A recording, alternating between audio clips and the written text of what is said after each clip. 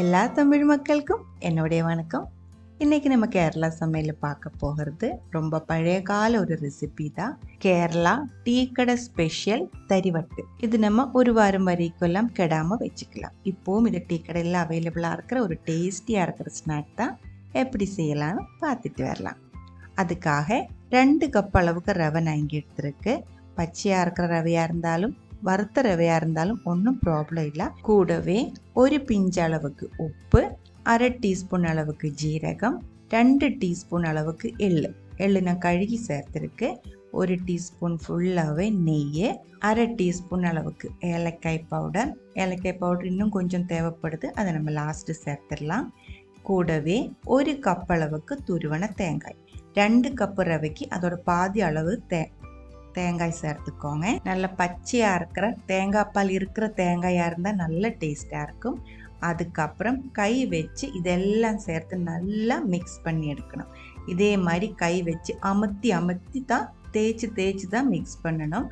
அப்போ தான் அந்த தேங்காய்க்குள்ளே இருக்கிற தேங்காய் பால் வெளியே அந்த ரவையில் நல்லா மிக்ஸ் ஆகும். அந்த மாதிரி நல்லா கை வச்சு அமுத்தி கொஞ்சம் நேரம் மிக்ஸ் பண்ணிக்கோங்க.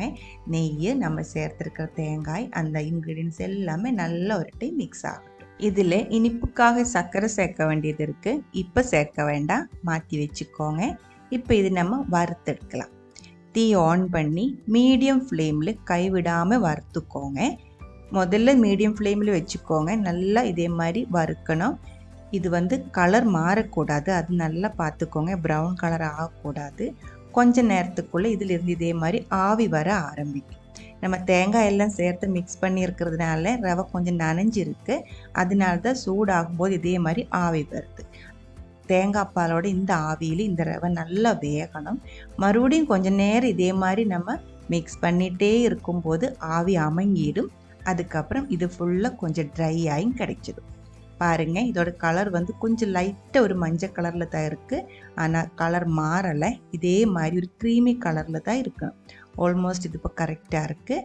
இப்போ இதில் நம்ம எடுத்து வச்சு சர்க்கரை சேர்த்துடலாம். ரவா லட்டோட இனிப்பெல்லாம் வேணும் அப்படின்னா 2 கப்பு ரவைக்கு அதே கப்புக்கு 1 கப் அளவு சர்க்கரை சேர்த்துக்கோங்க. உங்களுக்கு சர்க்கரை இனிப்பு அட்ஜஸ்ட் பண்ணிடலாம். கம்மியாக போதும் அப்படின்னா கம்மியாக சேர்த்தாலும் போதும். 1 டீஸ்பூன் அளவுக்கு ஏலக்காய் பவுடர் மறுபடியும் நான் சேர்த்துருக்கு. 1 கப்பு சர்க்கரை ஃபுல்லாக நான் 2 கப்பு ரவைக்கு இப்போ நான் சேர்த்துருக்கு. டீ ஆஃப் பண்ணலை, டீ லோ ஃப்ளேமில் தான் இருக்குது.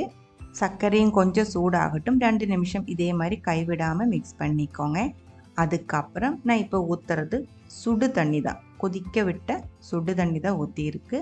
இந்த தண்ணியோட அளவு நான் இப்போ ஊற்றுறது அப்ராக்சிமேட்டாக ஒரு 1/2 கப் அளவுக்கு இல்லை, அதோட கம்மியாக தான் இருக்குது. 1/4 கப்லேருந்து இன்னும் கொஞ்சம் அதிகமாக இருக்குது. ஒரு 5 to 6 டேபிள் ஸ்பூன் வரைக்கும் போதும்னு நினைக்கிறேன். நீங்கள் ஊற்றி பாருங்கள். நம்ம இப்படி ஊற்றி தீனா ஆஃப் பண்ணலை, தீ சிம்மில் தான் இருக்குது. நம்ம இப்போ கொஞ்சம் கொஞ்சமாக சுடு தண்ணி இதே மாதிரி ஒரு ஸ்பூனாக ஊற்றி மிக்ஸ் பண்ணி வரும்போது இதுக்குள்ளே இருக்க சர்க்கரையும் சூடாக தான் இருக்குது. இந்த சுடு தண்ணியும் கலரும்போது நல்லா மெல்ட் ஆகி இது இந்த மாவு கொஞ்சம் திக்காகும். இதே மாதிரி நம்ம மிக்ஸ் பண்ணும்போது நமக்கு அந்த கரண்டியில் கொஞ்சம் வெயிட்டாக தோணும். அதனால் நல்லா மிக்ஸ் பண்ணி அந்த மாதிரி நல்லா டைட்டாக உருண்டை பிடிக்கிற மாதிரி நல்லா திக்காய் வர்ற வரைக்கும் ஸ்பூனில் கொஞ்சம் கொஞ்சமாக தண்ணி ஊற்றிட்டு இதே மாதிரி நல்லா மிக்ஸ் பண்ணி எடுத்துக்கோங்க. இப்போ இது கரெக்டாக இருக்குது. இதில் கட்டி வராமல் பார்த்துக்கோங்க. இதே மாதிரி நல்லா கையில் கரண்டி வச்சு தேய்ச்சி நல்லா உடச்சி மிக்ஸ் பண்ணி எடுத்துக்கோங்க. பச்சை தண்ணி ஊற்றக்கூடாது. பச்சை தண்ணி ஊற்றி செஞ்சிருச்சுன்னு இது சீக்கிரம் கெட்டு போயிடும். நமக்கு இது ஒரு வாரத்துலேருந்து ஒரு 10 நாள் வரைக்கெல்லாம் கெடாமல் இருக்கிற ஒரு ஸ்நாக் தான் இது. ரெடியாக இருக்குது. இப்போ இது ஷேப் பண்ணி எடுத்துக்கலாம். அதுக்காக இடியப்பத்தோட உரல் இருக்கலாம், அதுதான் எடுத்துருக்கு. இதில் தான் பழைய காலத்துல எல்லாம் பாட்டியெல்லாம் செஞ்சுட்டு இருந்தது. இப்போவும் இதில் தான் ரெகுலராக நிறைய பேர் செய்யறது. உங்கள்கிட்ட மோல்டு வட்டமாக இருக்கிற ஏதோ பாத்திரம் இருந்தால் அதில் கூட செஞ்சுக்கலாம், கிளாஸ்லையும் செஞ்சுக்கலாம். நான் இப்போ அந்த ட்ரெடிஷ்னலாக இருக்க அதே ஷேப்பில் பண்ணுறதுக்காக தான் எடுத்துருக்கேன். இதோட மூடி மேலே வரைக்கும் ஏற்றி இதே மாதிரி டைட்டாக பிடிச்சிக்கோங்க. இதுக்குள்ளே நான் 3 டேபிள் ஸ்பூன் ஃபுல்லாகவே மிக்ஸு சேர்த்துருக்கு. ஸ்பூன் வச்சு ஒரு டைம் லெவல் பண்ணி மூடி வச்சு இதே மாதிரி கை வச்சு நல்லா அமர்த்திக்கோங்க. நல்லா டைட்டாக அமர்த்திக்கோங்க. அதுக்கப்புறம் அந்த குழல் மேலே மெதுவாக தூக்கிக்கோங்க. தரி வட்டு ரெடியாக இருக்குது. இடியப்பத்தோட அந்த சில்லு நான் அதுக்குள்ளே போடலை, பிளெயினாக தான் இருக்குது. அப்போ தான் அந்த மாவு உள்ளே இருந்து கீழே சீக்கிரம் எடுக்க முடியும். எல்லா இடியப்பத்தோட உரலிலும் செய்ய முடியாது. சிலதில் வந்து கீழே ஒரு கட்டிங் இருக்கும், அந்த சில்லு போடுற இடத்துல ஒரு கட்டிங் இருக்கும். அப்போ அந்த குழல் வந்து நம்ம இதே மாதிரி செய்ய முடியாது. அப்படி செய்யும்போது இது நம்ம இப்போ ப்ரெஸ் பண்ணும்போது ஷேப்பில் கீழே வராது. அதனால அந்த மாதிரி இருக்கிற குழல் தான் உங்கள்கிட்ட இருக்குது அப்படின்னா நீங்கள் அதை யூஸ் பண்ண வேண்டியதில்லை. வேறு ஏதாவது ஒரு பாத்திரத்துக்கு இதே மாதிரி நல்லா டைட்டாக பண்ணி எடுத்துக்கோங்க. 3 டேபிள் ஸ்பூன் அளவுக்கு மாவு அதில் நரைச்சிருக்கு.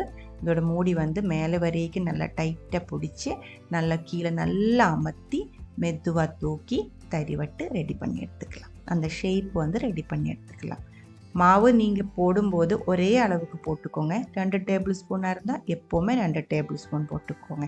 3ஆக இருந்தால் 3 போட்டுக்கோங்க. அப்போ வந்துட்டு எல்லாமே ஒரே ஷேப்பில் ஒரே ஹைட்டில் ஒரே சைஸில் நமக்கு பண்ணி எடுக்க முடியும். நம்ம எடுத்த அந்த குவான்டிட்டியில் 12 தரிவட்டு நம்ம ரெடி பண்ணி எடுத்து வச்சுருக்கு.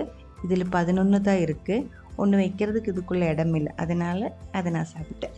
இது ரவா லட்டு மாதிரி இல்லை, இன்னும் கொஞ்சம் சாஃப்டாக இருக்குது. அது நீங்கள் இது செஞ்சு சாப்பிடும்போது உங்களுக்கு தெரியும், அந்த தேங்காயோட டேஸ்ட் அதெல்லாம் சேரும்போது டிஃப்ரெண்ட்டாக இருக்குது. கண்டிப்பாக ட்ரை பண்ணி பாருங்கள். அதுக்கப்புறம் உங்களோட கமெண்ட்ஸ் எல்லாம் சொல்லிடுங்க. இந்த சமையல் பிடிக்கிற ஃப்ரெண்ட்ஸுக்கு மறக்காமல் ஷேர் பண்ணி விட்டுக்கோங்க. நீங்கள் இதுவரைக்கும் நம்ம சேனலுக்கு கொடுத்துட்ருக்கிற சப்போர்ட்டுக்கு ரொம்ப ரொம்ப நன்றி. உடனே பார்க்கலாம் இன்னொரு ரெசிபியோட. அது வரைக்கும் வணக்கம்.